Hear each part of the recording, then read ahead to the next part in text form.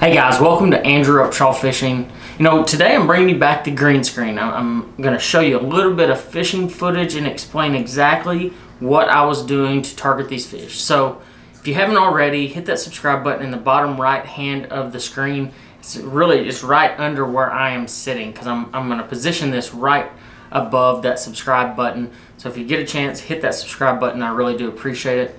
Today we are going to talk about finesse style flipping. Now, when people hear the term finesse flipping, they go to light line, tiny baits, and things like that. In my opinion, that is not necessarily, don't get me wrong, you're finesse fishing at that point.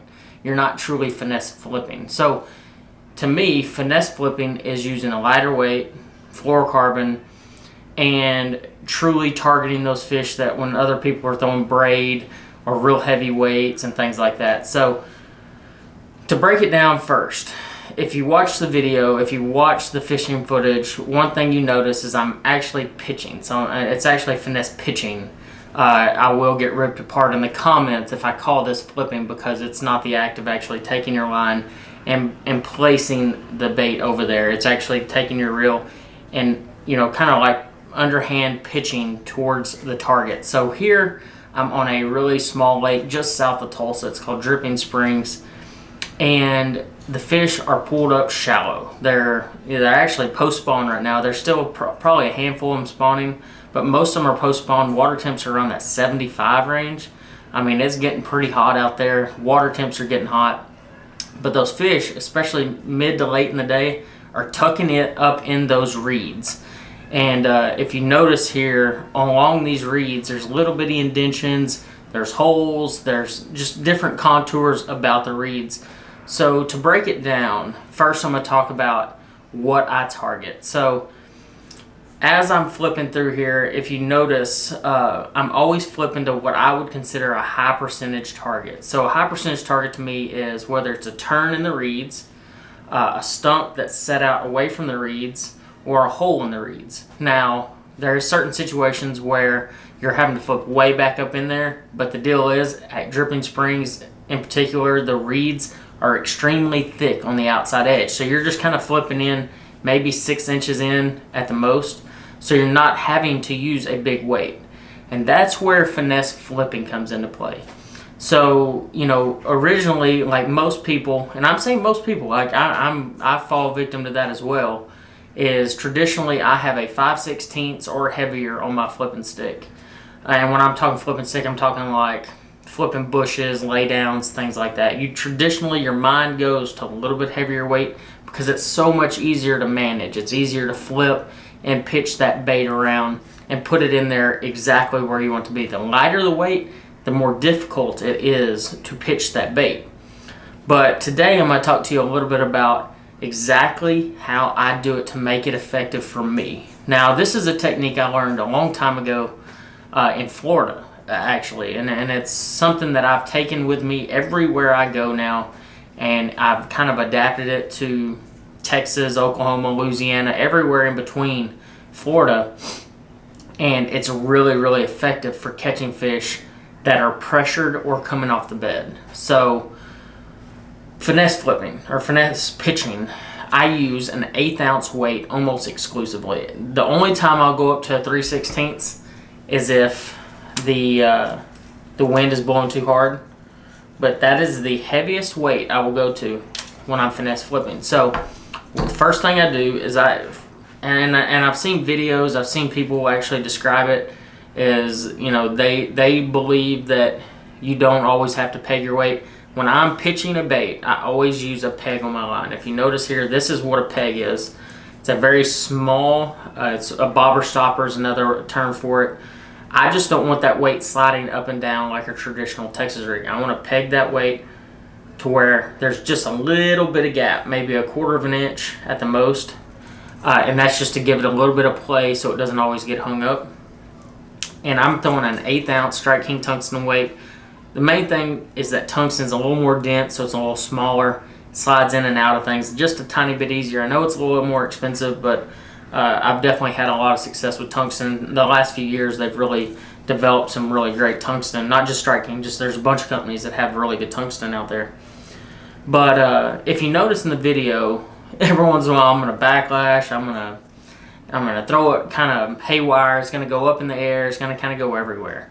And that's just kind of part of that whole game with that 1/8 ounce. But there's definitely a science behind it, to me. I mean, I'm more of that kind of guy that I'm going to break down something to the highest of levels. I want to know exactly why, in my mind, why I think those fish are eating that particular bait at that particular time. So, the benefit of the 1/8 ounce finesse pitching bait is when you pitch that bait in there, especially in super shallow water, and I'm talking like 8 inches to 1.5 foot of water, it makes a whole lot less noise. It doesn't take near as much effort to make it splash less, and it has an extremely slow fall. Most of the fish that I caught on this outing, I caught on the initial fall. What that tells me is I'm throwing the exact right weight bait. Now it's funny, I guess it was like a week earlier, I went to the exact same lake and I was flipping a 5/16. Actually, I was flipping a 1/4 and a 5/16. And I got maybe like 1 or 2 bites. It just was not happening. And when I left and I came back, I was like, you know what? I'm flipping way too heavy of a weight. That's why I'm not getting these bites, because they are so shallow. And, you know, especially growing up on Rayburn and Toledo Bend, when you start talking about bushes and flipping bushes and willow trees that are like 4 to 6 foot of water, I mean, you can catch them up to like 3/4 ounce weights flipping bushes. I know that sounds super crazy, but like you actually can. And in this case, I wouldn't necessarily, like if I'm flipping bushes in 8 foot of water, I'm not going to throw an 1/8 ounce bait. I'm not going to. I might go to like a 1/4, about the lightest I'd go. But in the case of flipping this shallow of water, and the water was pretty dingy to dirty, I'm going to go to that 1/8 ounce weight. So, we talked about that. The hook I use is just an owner. This is just a jungle hook. It's a straight shank hook. It's just one that I have a lot of confidence in. It's nothing crazy. I mean, there's a lot of really good straight shank hooks out there, and I'm not sponsored by Owner. It's just the hook that I prefer for this technique. If you look at my fishing partner's page, Bradley Hallman, he flips a wide gap hook almost exclusively, and he has great success with it. I think you just have to find the hook that fits you best, and I think that's one of the most important tips that I can give you. Is, yeah, you can see something on the internet, but that doesn't mean that's what's going to work for you. Sometimes you kind of have to adapt your own style into whatever technique you're trying to learn. So we talked hook and weight. The other aspect of finesse pitching is your line. You know, this is 25-pound Strike King Tour grade fluorocarbon. You know, and that's kind of where that finesse, it really should be put in quotes. Because the deal is it's truly not that finesse. When you're talking 25-pound string and you're throwing a 7.5 foot flipping stick, you're not finesse fishing. You're just putting it in more of a finesse presentation. It's more of a finesse presentation than a finesse fishing in general. So 25-pound test, tour grade fluorocarbon, and baits. You know, I could talk all day about all the different baits that I've flipped over the years when I'm finesse flipping, but for the sake of this video, I've truly narrowed it down to my favorite 4. First and foremost, I mean, the one without a doubt that stays on my rod literally the entire year, and I'm talking from December to January, I mean, just the entire span of the year, is the structure bug, or also known as the Strike King Rage bug. The Strike King Rage bug is a 4-inch bait. It's compact. It gives that nice, it has those nice little rage tails right on the very tip of the bait. And I really find that extremely effective. Just that little bit of action. Now there's certain situations where I don't want that much action, and I'll explain that in here in a second. But color. Color to me is extremely important. There's, that mindset of, most things I keep pretty basic. When I start talking color, I'm talking like, you can catch everything on green pumpkin. You can catch everything on black and blue. And I keep it extremely basic. But for the sake of a rage bug, I kind of change it up a little bit. And mainly because I don't have a skirt. So, if you've watched any of my other videos, you've seen me talk about we overcomplicate skirt colors and things like that. I absolutely think that's the case because you can always change your trailer color. But when you're flipping a straight rage bug, or even any type of small creature like this, and you're flipping one solid color, there is certain times and certain color of water that you want that two-tone approach, and that's when I actually go to a laminate color. This is our Bama Bug color. I really like flipping our Bama Bug, our Okeechobee Crawl, Blue Bug, which is a black with a blue laminate. I really like flipping laminate colors. California 420 is another great option. It's one of my favorites for sure. Laminate colors, for whatever reason, they just look different in the water. And when that 1/8 ounce, especially on an 1/8 ounce weight, I love flipping laminate colors on an 1/8 ounce weight, because when that thing's falling, it has a tendency to glide around and fall at a different angle than just falling straight down like a rock. It'll have that tendency to glide, so it gives that color hue a different flash as it turns and falls. So if you have Okeechobee Crawl on and that thing falls, this green pumpkin that falls and turns blue, it just gives that fish a different look, and it, in my opinion, it actually triggers them in some cases and actually gets you more bites. Another thing that I do almost all the time is I always dye the tail about 1/4 inch chartreuse. If you look in just the thumbnail of this video, you're going to see a whole pile of Bama Bug colored structure bugs that I just absolutely wreck fish on. And every fish in this video was caught on a Bama Bug structure bug. Definitely the color I turn to. Another, this is actually the California Crawl. This is another variation of the laminate. So on the California Crawl, it's a black neon with a watermelon red bottom. Absolutely killer, especially on like Sam Rayburn, Toledo Bend. I don't know why, but that California Crawl absolutely kills them out there. I mean, it's just such a great color. Definitely one of my favorite colors. Actually, it would actually rival as probably my favorite color out there is California Crawl. It stays on my rod pretty much year round. So, I was talking about having that little bit of action. Well, on certain situations, I think action actually hurts your chances of catching fish, and that's when I'll go to the Rodent, the Strike King Rodent. It's same basic body style, and I'll compare them for you. I mean, if you can look at the body style is almost identical. The length's almost identical, if not identical. The same body itself, just the lower half of the bait is different. So on the Rage Bug, you're going to have more paddle to it.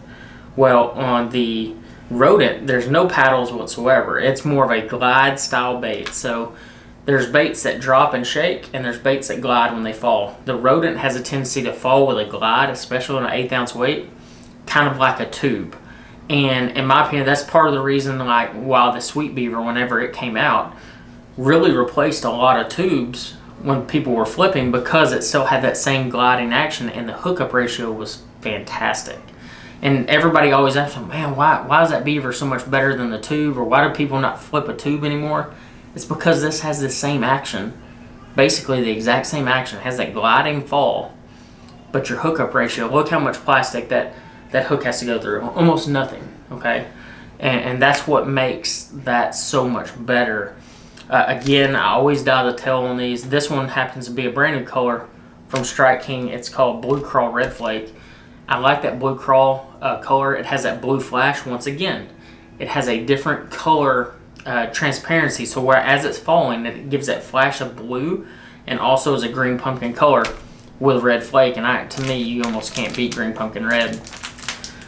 So those are by far the two baits that I pick up first when I'm flipping. I mean, without a doubt, you can pick those up, you can catch bass. I mean, they're just really good baits. Another one that I pick up is the Game Hawg. This is just a standard size Game Hawg. It's a 4-inch bait, maybe a little over 4 inches, and a little bit more compact, as you can tell. Unless you hold them up next to each other, it's really hard to tell just how close they are in the size, because if you hold a Game Hawg in your hand, you're like, man, that's really close to maybe a little bigger, but in reality, it's almost the exact same size. But what the Game Hawg does is it takes away that gliding action. So if you're flipping more of a vertical structure, or you're flipping in the middle of a bush and you need that thing to drop straight down, that's when I go to the Game Hawg. Or pressured fish, I go the Game Hawg, or light biting fish. And the deal is with the Game Hawg, it has a whole lot less plastic, even more so than the Rodent or the Rage Bug. Your hookup ratio on the Game Hawg is almost 95 to 99%. I mean, you're not hardly ever going to miss any on the Game Hawg unless they just truly grab the back end of the tails. Once again, I like laminates, but by far my favorite color in this is the green pumpkin blue color. That's just a color I gained confidence on at Toledo Bend. Green pumpkin blue is just such a solid color, especially post-spawn this summer. If those fish get in a really weird funk, and they will, I mean, throughout the year, the more pressure they get, especially right now with everybody fishing, they kind of get in that funk. Having that green pumpkin blue Game Hawg is something that I always keep in my arsenal, especially if I'm finesse flipping. The Game Hawg excels at finesse flipping because these back legs right here, they're always moving as the bait's moving around and falling and things like that. And just to let everybody know, I'm not just trying to give some big Strike King push about how this bait is better than every other bait out there. These are just the ones I use. You can incorporate this into your game any way that you feel like you need to. The deal is these are baits that I have a lot of confidence in, and I've spent a lot of hours trying to dissect exactly how to make them work and the most effective ways to make them work. And I feel like I've done that. I mean, they're baits that I keep tied on. I really, I get a lot of messages and comments. I've had a handful of comments that say that, oh, you definitely throw other stuff. Yeah, absolutely, I throw other baits. I really don't as much anymore, though. I know that sounds crazy. I've had my day with the speed crawl, but everybody tend to, went to that direction for a while. A Cinco, everybody throws a Cinco, so I throw an Ocho. It gives it a different look. It falls differently. I catch fish on it. I don't really know why I would change. And the same way with the cutter worm. Cutter worm's a big time bait for me. I catch a lot of fish on it. But to go back to the finesse flipping application, there's one other bait that I will actually use, that 1/8 ounce weight, same exact hook, everything's the same. Hook, weight, everything's the exact same, is the Ocho. Overlooked. We have a tendency as fishermen is we are going to throw an Ocho or Cinco, weightless, Texas rig or wacky style, and that's just the way we fish it. A lot of times you don't see guys put weights on an Ocho, and to me that is one of the most overlooked aspects of that Ocho. I mean, you got to think about it. It's just a stickworm in general. It doesn't really change the fact that those fish want to eat that bait if you put a weight on it. One of the very best deep water baits is taking this Ocho and putting a 1/4 ounce weight on there and throwing it out there and dragging it across the bottom. Don't try it unless you want to get your arm broke. But that Ocho absolutely puts big ones in the boat. And finesse flipping is no different. Same basic technique. One thing about the 1/8 ounce weight when I'm finesse flipping is I want to flip it in there and I want to take my time. The faster you move it, the more you move it, I feel like you're kind of missing your opportunity with some fish. If you notice on a lot of these catches that I'm having right now, I'm flipping in there, I'm just letting it sit. Like, it's almost like it's sinking in there, but it's really not. It's only like a foot deep. So I'm flipping in there, letting it sit, and then raising up, and the fish is there. And the main reason for that is I'm letting it kind of sit in that strike zone. Right now they're pulled up eating bluegill, and they're eating bluegill all over the place. We have a tendency as fishermen to fish past a lot of fish. Oh, we do it all the time. I'm victim to it, you're victim to it. We all do it. We get in a hurry. We'll pick up a thunder cricket, a square reel crankbait, a topwater, and we're just going. Well, I actually had a kayak angler kind of bring it to my mind that, and it made a lot of sense with this quote was, as a kayak fisherman, they have to figure out how to catch bass where they're at. They can't go 5 miles down the lake. And I find that resonated with me to a certain degree because it just made me realize how many fish I'm fishing past and what a flipping technique does. And you look at guys that have had success with this. Andy Morgan, comes to mind immediately. Big Time Flipper. Those guys find a very good area, and they know it's a good area, and they pick it apart. I mean, he's flipping ever so slight little pockets, holes, high percentage flips where he thinks he's going to catch them, and he does it every time. And to me, I feel like we've gotten in this move mentality of where we're going so fast, so much, and it's always go, go, go. And sometimes we need to take our time and pick little pieces apart where you know there's a good concentration of bass. Now, granted, that go, go, go does play a big part, especially whenever you're covering a lot of water to find those particular areas. If you haven't found those, then yeah, you might be wasting your time flipping. But if you know a few areas of the lake that have a good concentration of fish, that 1/8 ounce weight with that rage bug really do pay off. So to talk about tackle real quick, and I'll keep it pretty brief. You already know I'm fishing 25 pound Strike King Tour grade fluorocarbon. You know, I don't really, you know, I keep my tackle pretty hardcore. I mean, I'm ready for big ones if they bite. This is a 7.6 heavy cover flipping stick. I mean, it's not a little rod. I mean, I've caught 9-10 pounders on this rod. I mean, it's a 7.5 foot heavy action rod, and I think you need it. I mean, Ish Monroe once told me that we were talking about techniques, and I was like, you know, I think I could get away with this 7 foot rod on a frog. And he looks at me, he's like, why are you trying to get away with something when you can just fish a rod that is big enough and you know without a doubt it's going to be the right rod?